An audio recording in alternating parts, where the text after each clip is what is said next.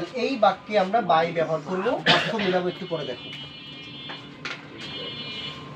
তো এখন বাই বসাইছি, এরপরে এই বাক্যের সাবজেক্ট বাকি আছে, সাবজেক্ট আবার কি হবে? অবজেক্ট। তাহলে rice is eaten by me. তাহলে আমরা আমি ভাত খাচ্ছি, আমার কাজটা সরাসরি আমি করতেছিলাম খাওয়ার কাজটা, বাট নিচের বাক্যে রাইস ইজ ইটেন খাওয়ানো হচ্ছে বাই মাধ্যমে। কার মাধ্যমে বলো তো? মি, আমার মাধ্যমে। তার মানে যদিও খাচ্ছি আমি, কিন্তু কোনো মিডিয়া আমাকে খাইয়ে দিচ্ছে। আমরা যারা এখনো মায়ের কাছ থেকে খাইয়ে নেই, খাই কিন্তু আমরা গোলাপকরণ করি আমরাই, বাট ওই নোলাটা উনি তুলে দেয়।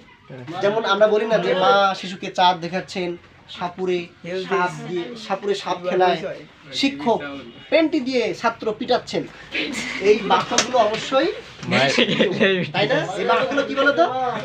What is this? নিচের বাক্যটাকে সলভ করব কিভাবে? A chair, right? A chair, okay.